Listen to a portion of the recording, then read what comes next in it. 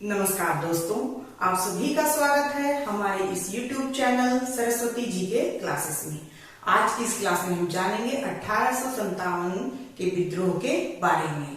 1857 का विद्रोह, जो कि भारत का प्रथम स्वतंत्रता संग्राम भी जिसे माना जाता है। जिस तरह से भारत के अन्य क्षेत्रों पर इसका प्रभाव पड़ा और अन्य क्षेत्र इससे प्रभावित हुए, ठीक उसी तरह हमारे झारखंड के क्षेत्रों में भी इसने अपना प्रभाव डाला है। तो आइए जानते हैं कि वे कौन से क्षेत्र थे जिसपे इसका प्रभाव पड़ा और वे कौन से नेता थे, वे कौन से अंग्रेज अधिकारी थे जिसने इसमें मुख्य भूमिका निभाई है। तो आइए शुरू करते हैं आज की क्लास। 1857 का विद्रोह झारखंड के संदर्भ में। ये भारत का पहला स्वतंत्रता संग्राम था और ये विद्रोह जब हुआ था उस समय भारत के गवर्नर जनरल थे लॉर्ड कैनिंग, यानी लॉर्ड कैनिंग के शासनकाल में ये विद्रोह हुआ था।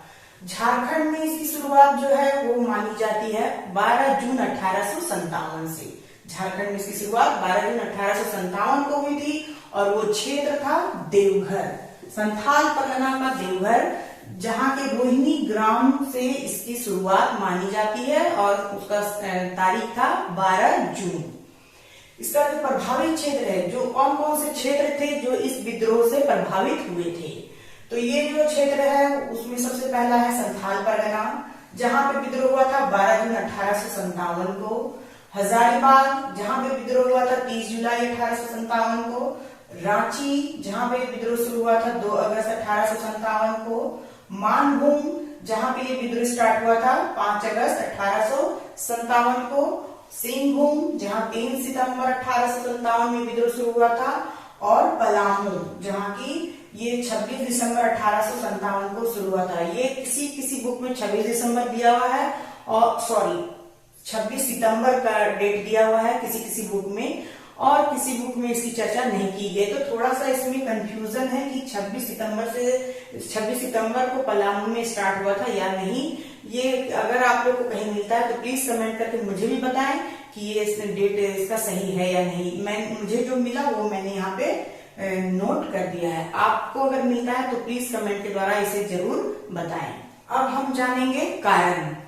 पहला कारण है समाज के प्रत्येक वर्ग में असंतोष। समाज के प्रत्येक वर्ग कहने का मतलब हुआ शासक वर्ग, जमींदार वर्ग, जागीरदार, साथ यहाँ के जो आदिवासी थे या जनजाति थे, वे सभी वर्ग जो है वो अंग्रेजों से छूट हो चुके थे और उनमें असंतोष व्याप्त था, क्योंकि ये शासकों को भी इन्होंने कम परेशान नहीं किया था। यहाँ के शासक जैसे कि पलामू के जो अंतिम शासक थे चूड़ामन राय, उनको इन्होंने पद से अपदस्थ कर दिया था, ये इल्जाम लगा के कि उनके द्वारा जो कर है वो सही समय पर नहीं दिया गया और कर वसूली को लेकर इनको इनके पद से हटाया गया है। साथ ही छोटा नागपुर खास के जो नागवंशी शासक थे उनसे इन्होंने कार्यपालिका शक्ति और पुलिस शक्ति छीन ली थी। इस तरह से इन्होंने लगभग यहाँ के जितने भी शासक थे सभी को किसी न किसी कारण से उनका शोषण ये कर रहे थे। इससे क्या था, शासकों में असंतोष की भावना फैल गई थी। साथ ही जो जमींदार जागीरदार थे, ये इनकी जमीनें इन्होंने छीन ली थी। ये जमींदार और जागीरदार थे,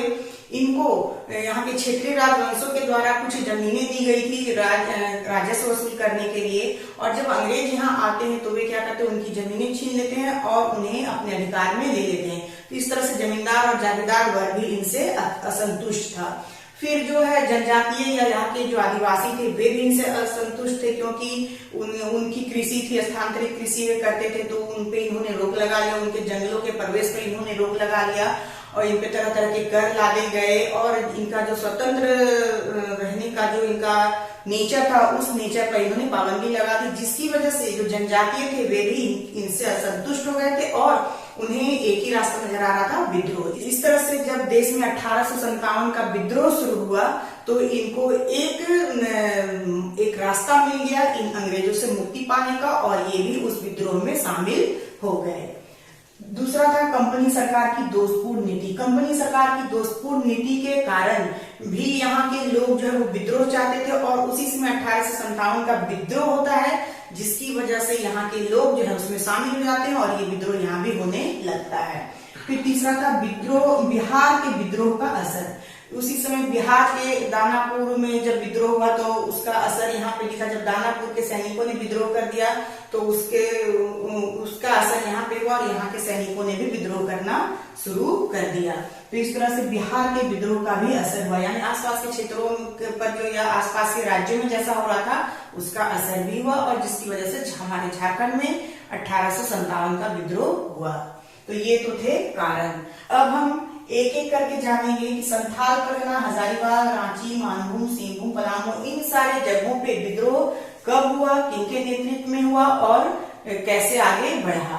तो सबसे पहले हम जानेंगे संथाल परगना के बारे में।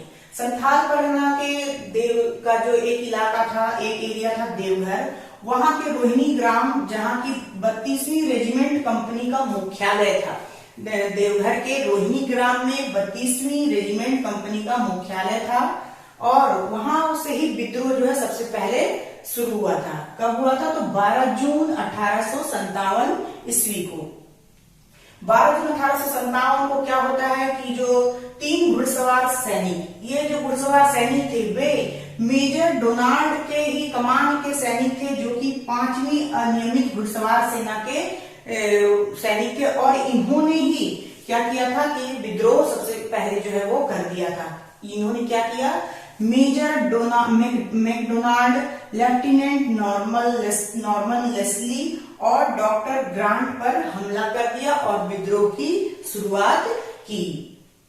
फिर इस विद्रोह जब इन्होंने इन पे हमला कर दिया तो इसमें क्या होता है, जो नॉर्मन लेस्ली है उनकी मौत हो जाती है, और मैकडोनाल्ड और जो डॉक्टर ग्रांट थे वे घायल हो जाते हैं।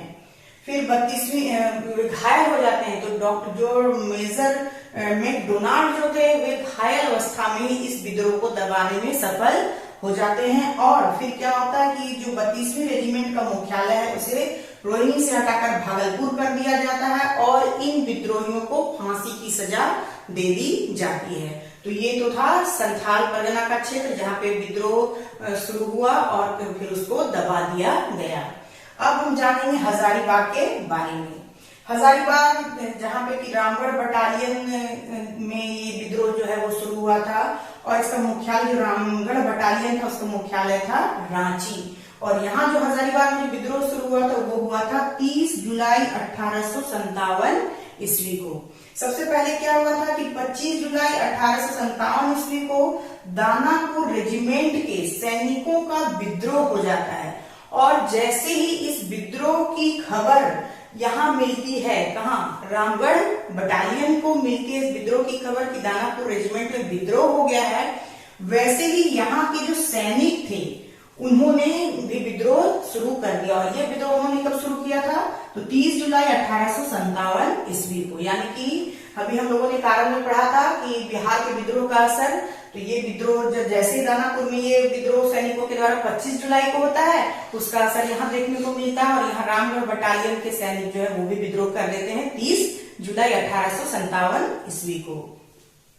फिर जो अंग्रेज अधिकारी है इसमें मेजर सिम्पसन, जो कि रामगढ़ बटालियन में थे, वे क्या करते हैं, वे डर जाते हैं, उनको लग जाता है कि इस विद्रोह को दबाना आसान नहीं है, और इस तरह से वे वहां से अपने साथियों के साथ भाग निकलते हैं, और भाग के वे कलकत्ता चले जाते हैं, अपनी जान बचा के वे भाग जाते हैं, कलकत्ता चले जाते हैं अपने साथियों के साथ। फिर जो हजारीबाग में जो नेतृत्व करता थे वे थे सुरेंद्र शाही, जो कि संबलपुर के थे। संबलपुर के सुरेंद्र शाही के द्वारा हजारीबाग में इस विद्रोह का नेतृत्व किया गया। और इसके साथ ही क्या होता है, हजारीबाग के विद्रोह के साथ ही सुरेंद्र शाही जो है वो कूच कर जाते हैं रांची के लिए, वो रांची के लिए कूच कर जाते हैं। और उसी समय जब अंग्रेजों को पता चलता है कि हजारीबाग में विद्रोह हो गया है, तो रांची से जो कमिश्नर डाल्टन थे उन्होंने ग्राहम के नेतृत्व में एक सैन्य टुकड़ी भेजते हैं हजारीबाग के लिए। उधर से सुरेंद्र शाही आते हैं, रांची के लिए निकलते हैं हजारीबाग से, और यहाँ रांची से सैन्य टुकड़ी भेजा जाता है ग्राहम के नेतृत्व में हजारीबाग के लिए। तो ये जो सुरेंद्र शाही है वो भी रामगढ़ पहुंचते हैं, और यहाँ से सैन्य टुकड़ी जो है वो भी रामगढ़ पहुंचती है। और उसी सैन्य टुकड़ी में क्या होता है कि जमादार माधव सिंह, सूबेदार नादिर अली खां और सूबेदार जयमंगल पांडे, ये तीनों उस टुकड़ी के ही सदस्य थे जो सैन्य टुकड़ी भेजी जा रही थी हजारीबाग। इन तीनों ने क्या किया कि रामगढ़ में जैसे ही सुरेंद्र शाही से वहां पे ये मिलते हैं, वहां पे ये तीनों विद्रोह कर देते हैं। इस तरह से रामगढ़ में भी विद्रोह जो है वो हो जाता है। फिर क्या होता है, वहां से लेफ्टिनेंट ग्राहम जो है वो भाग खड़े होते हैं। उन्हें ऐसा लगता है कि उनके सैन्य टुकड़ी में विद्रोह हो गया है, तो वो अपनी जान बचाने के लिए वहां से भाग जाते हैं। लेकिन फिर भी इस विद्रोह को वहां पे आसानी से दबा दिया जाता है। क्यों? क्योंकि वहां के लोगों में, वहां की जनजातियों में एकता नहीं थी, जिसका फायदा अंग्रेज उठाते हैं और इस विद्रोह को बहुत ही आसानी से वहां पे दबा दिया जाता है। तो ये तो था हजारीबाग का विद्रोह। अब हम जानेंगे रांची, मानभूम, सिंहभूम और पलामू के विद्रोह के बारे में। तो इन सब की विद्रोह की चर्चा हम नेक्स्ट क्लास में करेंगे। आज के लिए बस इतना ही। नेक्स्ट क्लास में हम फिर इन विद्रोहों के साथ मिलते हैं। तब तक के लिए धन्यवाद। जय हिंद, वंदे मातरम।